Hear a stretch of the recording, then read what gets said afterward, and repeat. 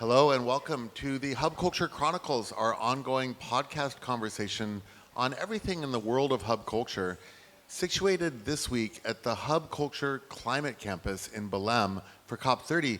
We opened the campus as a place to host live conversations and quite a number of drinks. Caipirinha jambus are a thing here, as well as our beautiful ocean views. We went rowing this morning and got a little bit wet, and it was really fun. A bucket list, rowing on the Amazon. Another bucket list for me has been talking to my friend Meredith Morris, who's the Senior Director for Strategic Partnerships at XPRIZE. XPRIZE has long been a partner of Hub Culture. We worked together in 2015 at the Hub in Paris, and in that COP, which actually was a good luck COP, because everyone talks about the Paris Agreement. And Meredith, you and I have bumped into each other around the world, but I've never actually got to have you on stage. So my second bucket list for today, after rowing in the Amazon, is hanging out with you and having this conversation, because we're going to get into it. Let's get into it. About the economic surprises, Yeah. AI, and who is Meredith Morris? Let's start with that.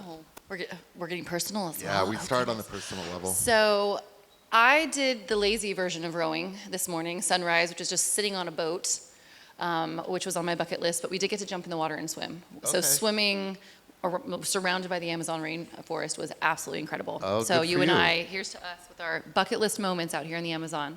Very good. Thank you so much for having me. I deeply appreciate it. Well, I'm so glad to have this conversation with you. You are, as I said, at XPRIZE, and I think a lot of people know XPRIZE, but maybe they don't know XPRIZE. Yeah. So why don't you start off with, well, you didn't really tell me who you are, but we're going to get back to that, because I want to know about the deep inside Meredith story of how you got to being one of the great people who is funding some of the most amazing innovation on the planet. I mean, it really is amazing the work that you guys do with XPRIZE. But tell us about XPRIZE. What is the headliner? Absolutely. So XPRIZE has been around for 30 years, and it was launched originally when our founder, Peter Diamandis, wanted to create a mechanism for commercial space travel. At that point, all space travel was government regulated, and he believed that regular citizens should have the option to be able to do that if they had the funding and the opportunity. And so the technology that came out of that prize was actually purchased by Virgin Galactic, Richard Branson, and now has been a major fueling agent for that industry. And since then, 30 prizes, 30 years, $31 billion of social and economic value in the market. Incredible. And we are so proud of what these prizes do, but we're even more proud about the value that they create during and after the prize. So when we're looking at when a team participates in XPRIZE, they have a 300% growth in terms of fundraising when they're done on the other side. We are so excited for the way that these teams are filing patents, they're scaling, they're expanding, they're collaborating.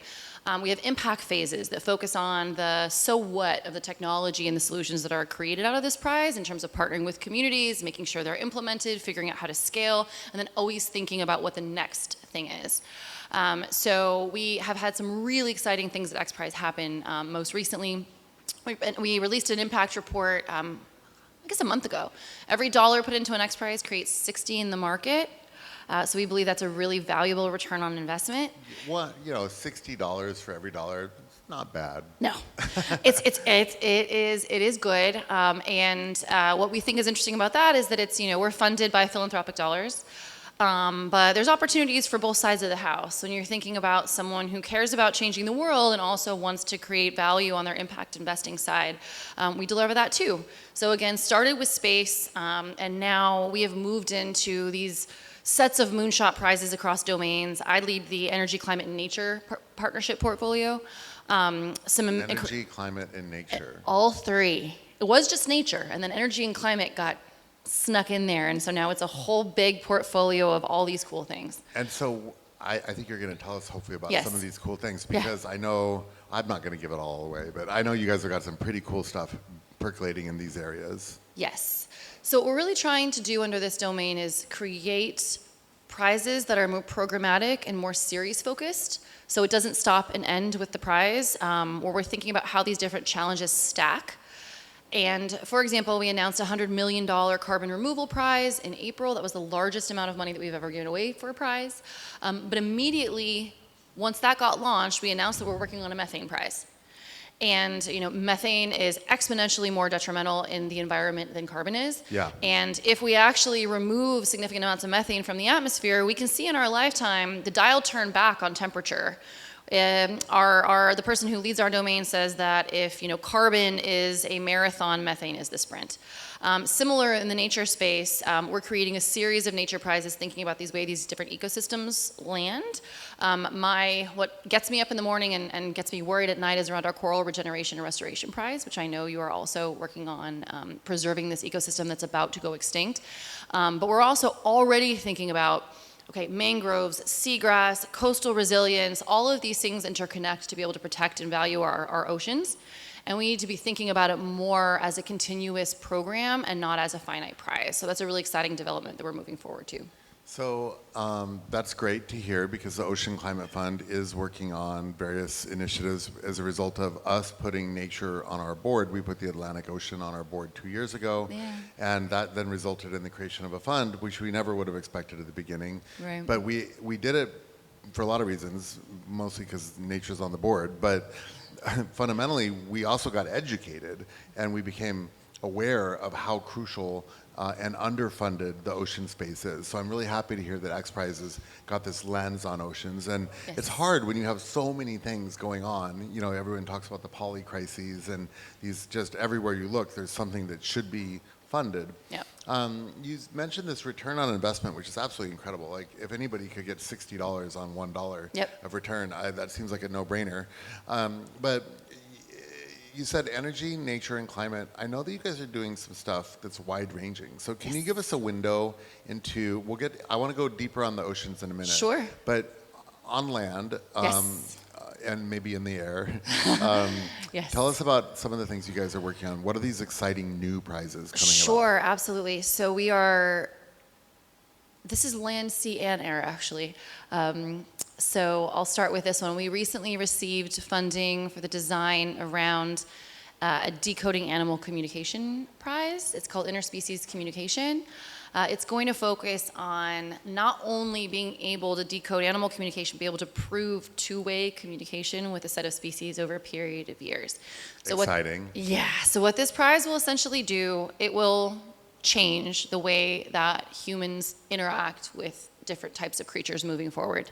So this is very much that out of this world, moonshot, blow your mind type of prize that we are wildly excited about. We're partnering with an organization called Interspecies, which is very cool, founded by Vint Cerf, I love Vint Cerf. He's one of my heroes. And another, probably one of your heroes, I hope so, because I know you have a good taste in music, Peter Gabriel. I know. Everyone loves Peter Gabriel. Right. So that one is a really incredible one, and then kind of that's still in the nature portfolio. Moving over into the energy and climate portfolio, again, methane. Looking at diffuse sources of methane, being able to find them, measure them, and destroy them. We're also looking at nuclear fusion and fission. So that's interesting. Nuclear fusion, I've always been a little bit reluctant to put my foot forward on nuclear, despite the fact that we really need way more energy, especially in the AI race. And it just feels like that is a thing that's happening. But can you tell us about what's the goal for nuclear fusion and fission? Yeah, so those are in the very, very, very early phases, just kind of in the deep development. I think we're going to start announcing what those are looking like in probably the coming months. We know that is another one that's going to be jumping into uncharted territory, and another one of those major moonshots. And obviously, when we're moving into that space, we want to make sure we get it right. Yeah, I think if we can figure it out safely, it could be the answer, because we're not on a good track for energy growth. The needs that we have, especially in the world of AI. Correct. You are absolutely right. And yes, I know that AI is not the answer to everything. But it is looming over us. And speaking of AI, I'm actually curious about how AI is affecting your guys' thinking, because you are the moonshot organization. AI is maybe enabling daily moonshots soon. Maybe Right. not yet, but there's certainly, I mean, just the work on cancer alone in the last 12 months with AI is incredible. And then folding protein, you know, there's just everywhere you look. So I'm curious, how are you guys thinking about AI in the context of prizes? Sure. An example I'll give is actually from one of the prizes that we conducted our finals around here, our Rainforest Prize, our Rainforest Species Detection Prize, where the finals took place in the Amazon and down in Brazil. And it was an amazing, it's one of my favorite prizes because I think it exemplified what it looks like to culminate all of this technology, this mind-blowing technology, with indigenous wisdom. So all of the teams that were in sort of the top 5 finalists and winners, they were using AI, they were using eDNA. I had some really incredible stories heard about how they were engaging with the local tribes and sort of the tribes learning to trust the AI and how that kind of was, it was something that we needed to make sure that it earned. But the most successful teams were the ones that were truly infused and driven by indigenous wisdom. Interesting. And the most successful teams? all of the top 5 teams, including the winning team, had an indigenous team member on it. Okay. And so I think what we see from this is that it's a reminder of what makes us innately human in terms of the human spirit, resilience, institutional knowledge, storytelling, gut instinct. And I think as we look at how that's going to show up, the Coral Regeneration and Restoration Prize, for example, is going to have a very, very heavy component of that. It's also going to be needed when we think about what success looks like. AI is not going to make sure that these corals survive over time, even if technology figures out a strain that's able to. We're going to need people to essentially do that. Additionally, this Animal Decoding Communication Prize, I've heard people say, oh, that's an AI prize, that's an AI prize. And when I talk to interspecies, our partners, like it's an enabling technology, but that is not going to be what makes it actually effective. We're going to need an influx of science, indigenous wisdom. We're going to need different kinds of ways of having it apply in the market and everyday life. So AI is an enabling technology. It is not the answer. Okay. I think that AI would want to tell you it's the answer.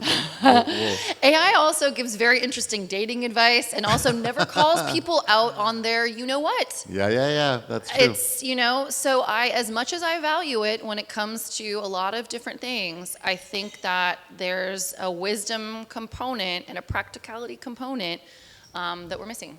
And I think it's AI today versus AI in 5 minutes because it's Right. evolving really quickly. It is. And, the reality is that I think we're on a path and the path is evolving rapidly. And so hopefully it will get to a point where it actually can do some of these things and help us accelerate exponentially in terms of our understanding for solutions. Absolutely, and I think the other piece too is the irony around how it is such a strong facilitating technology towards, I'll say, these nature prizes, but also such a heavy suck around energy and water. It's a little bit ironic. Right, and I think that what I like about the space is I don't think that people aren't recognizing that. I think that it's one of those things where people aren't trying to hide that fact when you're thinking about folks that are AI providers and things like that. They're actively trying to figure out how to solve it. And as I think about when I'm looking at my next nature prizes, the capacity that is going to be built in on how you do that better, how you do that more efficient, how something that's helping preserve something is also not on the back end causing a detriment. Yeah, almost unintended consequences. Correct. I think if anything, I'm inspired about with humans these days, there's a few things, but I think this idea of being honest about talking about unintended consequences is something I've noticed here at COP that I think is exciting, as I'm in partner meetings, as we're talking about developing the next prizes. I think people are just more forthcoming about realizing that not everything is love and light, and we need to be honest with each other up front about what these things are and try to mitigate them. Yeah, I think there's something about having no air conditioning in the blue zone that's made people realize.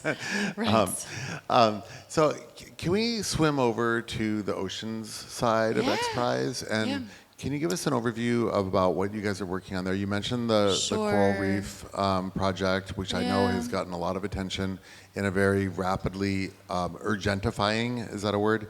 It is now. Situation. Yeah, it's corals are urgentifying. Yeah. So, as I mentioned, we're really aiming to create more of a series around our ocean prizes, so they are not one-offs. So I mentioned the Animal Decoder Prize, which will have a marine component. We also have a Deep Sea Discovery Prize. We only know about the top 10% of the ocean. And I think MPAs are fantastic. I also think that in order to truly protect the ocean, we need to understand what's happening all throughout it. And the more technology and understanding we get from what's happening at the seafloor and up, the better we can protect it, the better we can understand how all those ecosystems work together, and the better we can also try to mitigate some of the things that we're seeing with deep sea mining, and Yeah. so that's another one that we're working on. And then obviously the priority one is the Coral Restoration and Regeneration Prize. This one we started to build out in the market in like 2018, and back then it was really how many species and how many hectares. And what's happened over time is that, well, number one, coral, and it is fragile, it is challenging to fund, has multiple sources of detriment. So it's like, well, what about runoff? What about rising sea levels? What about the temperature? What about the shipping? It's like whack-a-mole on trying to figure out how to save it. There are, over time, the number of mass bleaching events has risen exponentially to the point of just being depressing. And, we're creeping in on losing an entire ecosystem, which that just makes my stomach turn if on our watch. Because of our behavior, we watch an entire ecosystem go extinct. Third of the wildlife lives in that ecosystem. We have no idea what's going to happen to it once that's gone. Then, what you mentioned around earlier about your partnership with Reefline, in addition to biodiversity and ecosystem services and fisheries, is the protection that it gives around coastlines, the natural infrastructure. The reality of, down in Florida where you're working with Reefline, they know the value of coral to protecting their coastline. We do not know what that's going to look like when that is gone, and we sure as heck don't want to try to see. Especially in a world where you have rising sea levels. Correct. And increasing storms. Correct. We have a bunch of things happening at once, and there is a theory of kind of giving up on this ecosystem that's a home and protection for us and for so much wildlife because people think it's too far gone. We don't believe that. We're charging ahead. We revamped the prize. It's $30 million over 4 years. There's a component around measuring biodiversity and ecosystem services and resilience. There's also a component around better forms of deployment of replanting. It's super expensive. It takes a lot of time. A lot of it is still being done by hand. And then there's this component of being able to value what it serves as this coastal protection infrastructure piece. So it's And about... I think it would be good to take a minute to call out the work that Coral Vita is doing. Yes. And the Sam and the team down there, they really are trying. And then I actually got to go and visit Connor and his coral lab in Miami Cool. recently and see that lab, which is the Reefline's lab, Yes. is growing coral. They have 95% of the world. It's like, I can't remember the exact stat, but like they basically have the most dense biodiversity of coral in the world in one room. And it's amazing. Like just walking through this room, it's about the size of the hub, and it's just tank after tank of crazy corals. And they're like breeding them and saving them. And it's like, it's so sad because it's like this little, I know. coral zoo, and it's like some of the Right. last species that are just dying all over the South Florida. And some of them, it's the last place where they exist. Right. And Ugh. it's so heartbreaking because it's losing, but thank God they're doing it. I agree with you. And then they're finding new ways to grow coral faster, which they're going to plant back out in the wild. But I mean, Yeah. it was a really sobering moment seeing that. But shout out to those guys. They are, and there are people that are just, I couldn't imagine what it would be like to be underwater every day, watching it slowly pass away, and then in the lab trying to save it. I mean, they are absolute heroes. Sam and Gator at Coral Vita were the original, they inputted on the design for this prize originally back when it got launched. I had the chance to also visit, and from a different role, I got to visit their site in the Bahamas. Agree with you on what's happening down in Miami with Reefline, in a place that needs it so much, but also helping to raise public awareness through art and youth engagement, and this magic of not just like saying goodbye to something that might be passing away, but the promise of what could be. So shout out to you and Jimena and the Reefline team, Philippe Cousteau and his kind of a lifelong advocacy, and his work that he's doing in Jordan around creating resilient coral, and kind of everyone's had, and we're grateful, has had some input on what this prize design has looked like. So we're so grateful for those experts. I think what we're seeing, at least from where we sit with the prize, is there are these prizes to create things that have kind of never existed. And for this one, it's a prize to kind of quickly incentivize, scale, test, and deploy something that's about to be lost on a global scale. So it would be finding these pockets of promise and being able to have enough incentivized money, create collaboration, so all of these awesome things that are happening can be happening on a global scale very quickly and very effectively. So that's what we're trying to do with the Coral Prize. So we would love for everyone that you mentioned and more, once we get this thing up and running, to apply. Great. The thing I'd like to end on here is one of the themes that we've been talking about within our various chat groups, which is coming through in this COP, is the role that women play in climate leadership. I would put you in that category. Oh, thank you. And I would like to just hear your thoughts on the role of women. We talked about women at the front lines of climate change. We've also talked about women leading in innovation, and I think you fall very much into that category of helping to drive at scale even moonshot innovation toward climate. But can you just talk to me a little bit about the message you have for women on climate leadership? I think that some of the people that there's so much room for everyone in the space. And I have some heroes that are both men and women. I do think that there are certain ways that women lead and they take care, that is absolutely needed with a sense of urgency. The connection to water, being that vessel. The way that as we look at a lot of these large island states, women are oftentimes the ones that are the closest to the ocean. They're both taking care of what's happening on the coastlines and raising the young people. I think we know that when you invest in a woman, how much she more exponentially invests in her community in both time and financial investment. I have found that actually it's been such a welcoming space with a ton of embrace for all types of diverse ideas. And I think particularly in the ocean space, because I think we're at a point where people realize that we don't have time. So a lot of maybe that, the doors that might not have been as open or the opportunities that might not have been as open, I feel like what gives me excitement is the ocean's people. If you have a good idea, if you have passion, if you have energy, you have a seat at the table, you are welcome, because we need everybody.